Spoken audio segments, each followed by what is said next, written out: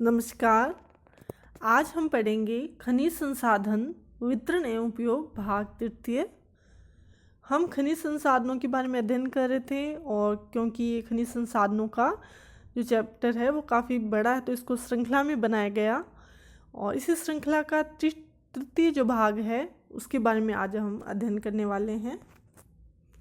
अधात्विक खनिज।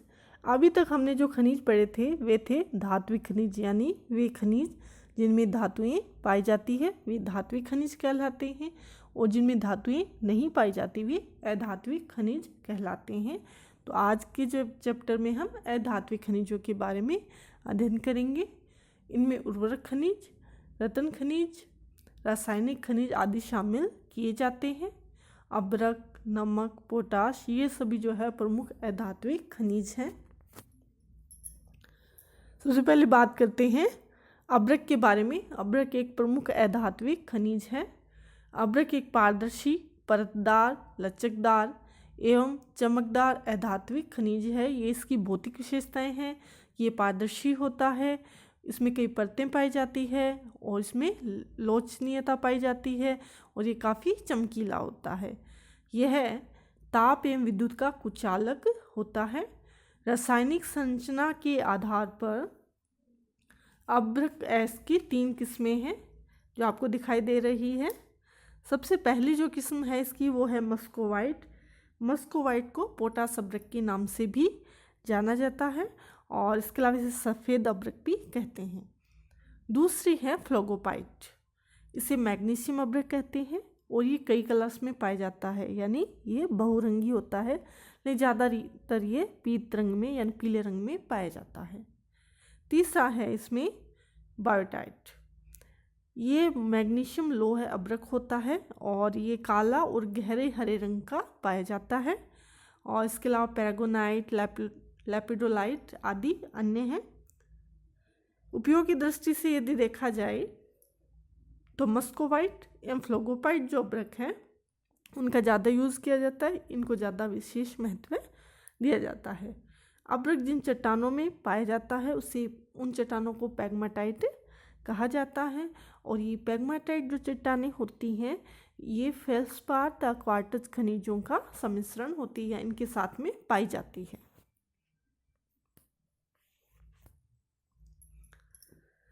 अगला है विश्व में अभ्रक का उत्पादन। विश्व में अभ्रक का अधिकांश क्षेत्र जो है वो कुछ ही स्थानों पर सीमित है, यानी हर जगह ये नहीं पाया जाता और इसकी लगभग सारी खदानें जो हैं वो जंगली क्षेत्रों में या पहाड़ी भागों में हैं, जिस वजह से यहाँ पे आवागमन और यातायात के अच्छे साधन नहीं हैं, क्योंकि जंगली भाग जो प्रदेश होते हैं या फिर जो पहाड़ी प्रदेश है, ऊंचे प्रदेश है, वहाँ पे यातायात के साधन अच्छी तरह डेवलप नहीं हो पाते।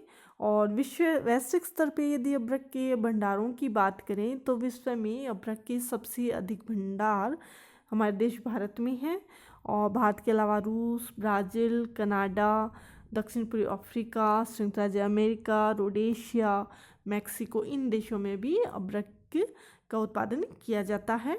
और इसके अलावा भारत, रूस, ब्राज़ील और मालागासी ये चारों देश मिलकर संपूर्ण विश्व का 99% अभ्रक उत्पादित करते हैं और जबकि संयुक्त राज्य अमेरिका में कृत्रिम अभ्रक का निर्माण किया जाता है। अभ्रक की भारत में क्या स्थिति है उसके बारे में बात करते हैं। भारत में सर्वाधिक अभ्रक के भंडार झारखंड राज्य में है और झारखंड में इसके जो उत्पादक क्षेत्र है वो चतरा से दुमका तक एवं कोडरमा से दक्षिणी सिंहभूमि जिले तक विस्तृत है। और इसके अलावा आंध्र प्रदेश में नेल्लोर, गुंटूर, कुडप्पा एवं प्रकाशम जो ज़िले हैं यहाँ पे अभ्रक का उत्पादन होता है। और इसके अलावा बिहार में औरंगाबाद, गया, नवादा, शेखपुरा, राजस्थान में भीलवाड़ा है, जयपुर, टोंक है उदयपुर ज़िलों में, तमिलनाडु में कोयम्बटूर है, सैलम ज़िले हैं नीलगिरी ज़िलों में, मध्य प्रदेश में बालाघाट, छिंदवाड़ा इन ज़िलों में अभ्रक का उत्पादन किया जाता है। अब ये जो आपको स्लाइड दिखाई दे रही है, इसमें भारत का मैप दिखाया गया है और भारत की प्रमुख खनिजों को दर्शाया गया है और इनमें स्टार के माध्यम से माइका यानी कि अभ्रक को दिखाया गया है। तो आपको दिखाई दे रहा है इसमें राजस्थान में अभ्रक को शो किया गया है, अजमेर और बीवर में, और इसके अलावा बिहार में गया है, झारखंड में हजारीबाग है, इन स्थानों पे। इसके अलावा हम तमिलनाडु में देखते हैं नेल्लोर जो जगह दिखाई गई है। तो इन स्थानों पर अभ्रक का उत्पादन किया जाता है और भारत में अभ्रक के भंडार पाए जाते हैं। अगला धात्विक खनिज जो है वो है गंधक। गंधक खनिज रासायनिक उद्योगों में मुख्यतः इसका जो उपयोग है वो रासायनिक उद्योगों में किया जाता है। तो रासायनिक उद्योगों के लिए एक महत्वपूर्ण खनिज है और इससे गंधक से सल्फ्यूरिक एसिड का निर्माण किया जाता है और सल्फ्यूरिक एसिड का प्रयोग अनेक रासायनिक क्रियाओं में किया जाता है। इसके अलावा उर्वरक, रंग रोगन, वार्निश, विस्फोटक पदार्थ, दिया स्लाई है, कृत्रिम रबर है, यानी विभिन्न उद्योगों में विभिन्न क्रियाओं में गंधक आदि का अधिक उपयोग किया जाता है, जिसकी वजह से इसकी मांग बढ़ी है। गंधक की प्राप्ति 3 स्रोतों से होती है। पहला है जो कि प्राकृतिक गंधक है, जो भूपटल पर पाया जाता है, यानी कि जो चट्टानी है, चट्टानों से जो गंधक प्राप्त होता है, जो भूपटल से प्राप्त होता है, जो कि प्राकृतिक गंधक कहलाता है।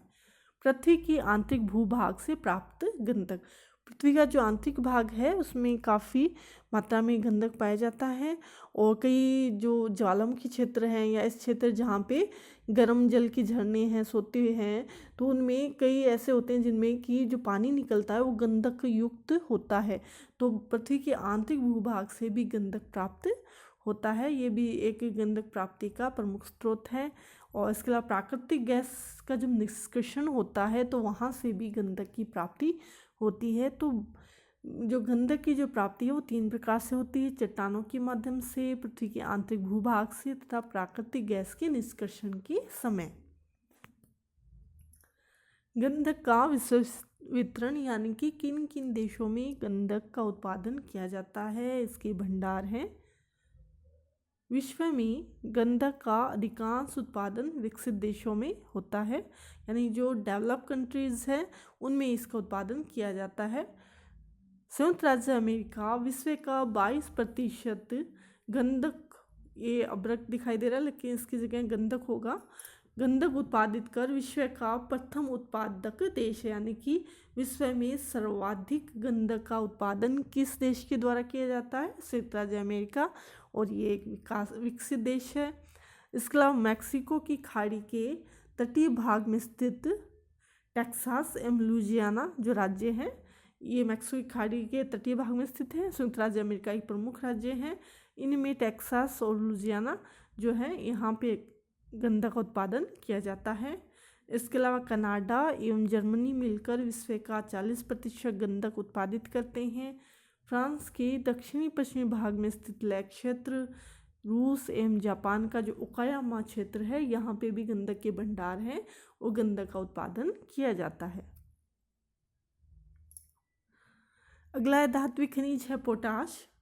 पोटाश के कुल उत्पादन का 90% भाग उर्वरक उद्योगों में प्रयुक्त किया जाता है, यानी पोटाश का सबसे अधिक उपयोग कौन से उद्योग में किया जाता है? उर्वरक उद्योग में किया जाता है।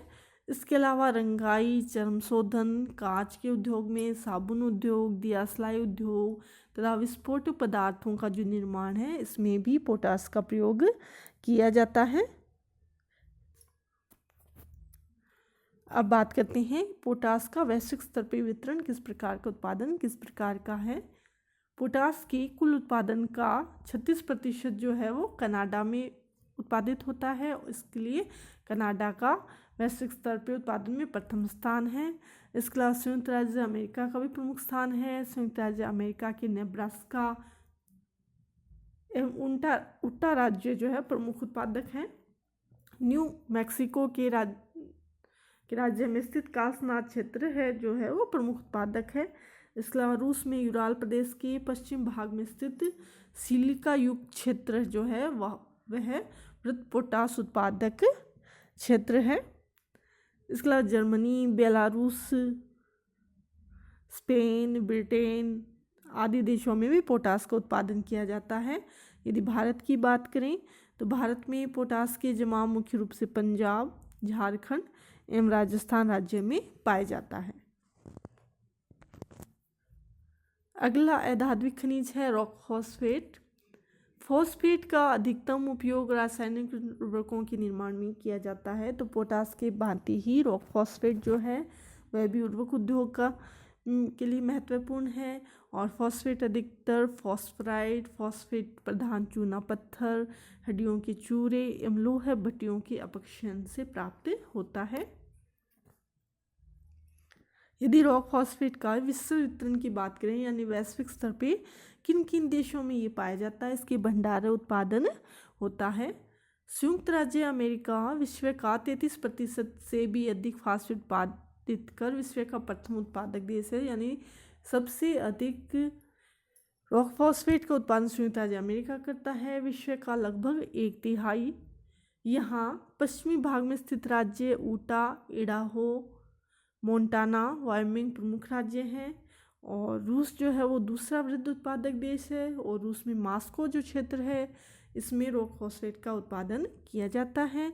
इसके अतिरिक्त चीन का शांतुंग प्रदेश, यूक्रेन, कजाकिस्तान, मोरक्को में भी इसका उत्पादन किया जाता है।